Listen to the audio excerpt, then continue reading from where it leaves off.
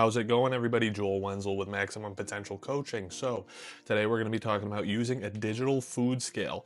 Now, you're going to need to use this because it's much more accurate than portion tracking, individually eyeballing portions, guesstimating things. So, this is an essential tool for your fitness journey. Now, if I turn the scale on, we're going to have units of measurement over here. So, as you can see, the first one is grams. Now, if I hit the unit button, it's going to switch the unit. So we got pounds and then ounces. We also have milliliters. You're not going to be using this almost ever. And then you got fluid ounces. So if we go back to grams, we'll start there. Now, some foods you can guesstimate a little bit more than others. For example, clementines. As you can see, we've got one that is a little bit bigger than the other. Now this first one is 72 grams. This second one is 93.9. Now there's about 20 grams difference there. And while that may seem like a lot in weight, it's not very much in calories. That's only about a 10 to 20 calorie difference right there. So you really don't need to weigh, every single fruit you eat, like apples or clementines. You can simply go by the rough estimate of their size. That few calories isn't really going to put you in deep water.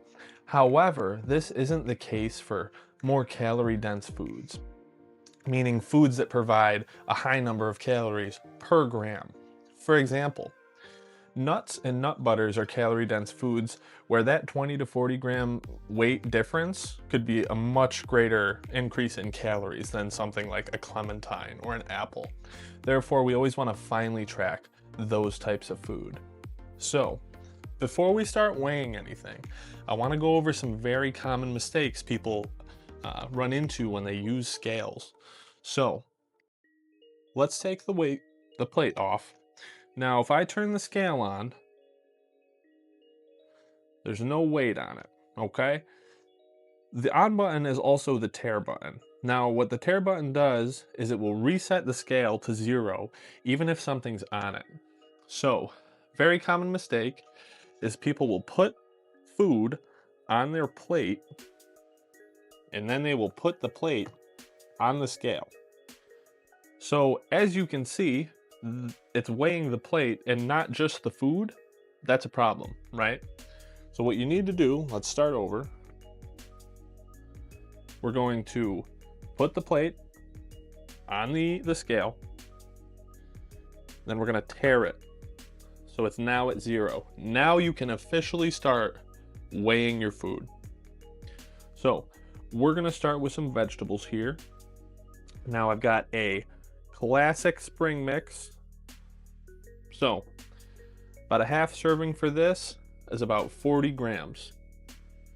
So we're going to put that on the scale, on the plate rather.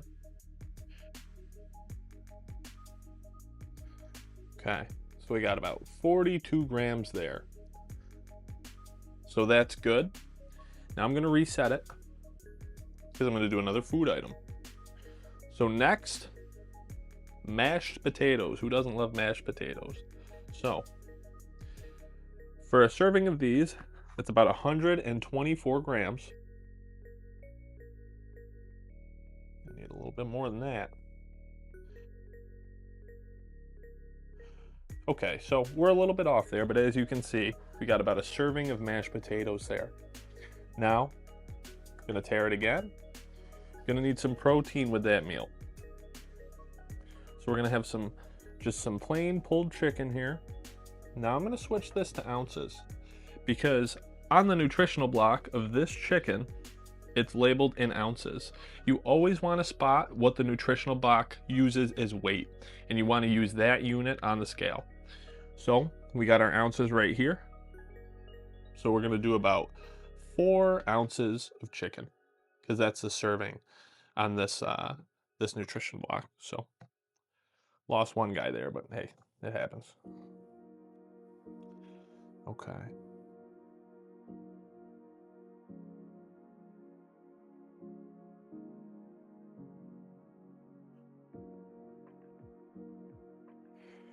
little bit more.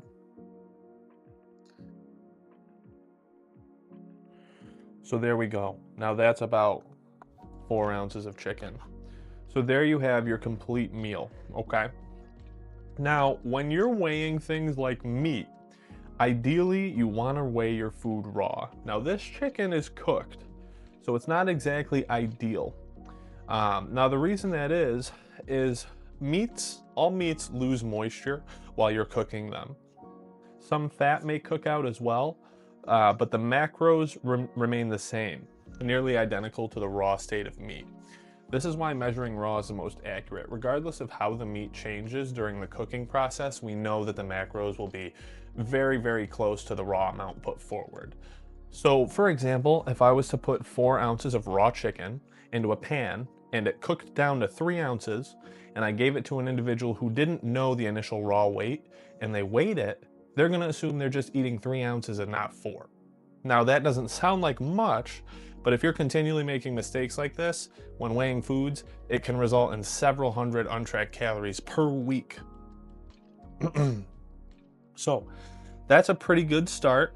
Now, I do want to have a little bit of salt with my meal, okay? So I'm gonna take my handy dandy measuring cups. Now I'm just gonna use 1/8 of a teaspoon here. Just so I know I'm not going over my sodium limit. Just sprinkle that over the chicken, some of the potatoes. There we go. You always want to track stuff like salt and other condiments as well, using tablespoons, teaspoons. You really want to get everything. Those condiments add up. There's usually a lot of fat, a lot of calories. And it's not that you can't have them, you just got to track them and eat within your calories. So the last thing we're going to talk about is negative weighing. So I'm going to take this off. Now, negative weighing is very convenient when you're trying to use something like peanut butter, right? Or something that you don't want to put directly on the scale. Maybe it's in a jar, something like that. Now, if I put, I'm gonna go to grams here. If I put this on the scale, I'm gonna now tare it. So it's at 0. So say I want another serving of mashed potatoes. Very close there. See, so it's at negative 109. A little bit more. There we go. So I've got another serving of mashed potatoes on my plate now. And that's called negative weighing. So like I said, I like to do that with stuff that is a little bit more messy, in jars, or how to just take stuff straight off the scale and into the pan. Very, very easy. You can do it with anything. Chicken as well. It doesn't just have to be peanut butter or anything like that. But those are the basics of how to use a digital food scale. You're gonna have to get in the habit of this to accurately track food. So watch and learn this video and practice it. So that's really it. Have a great day, everybody.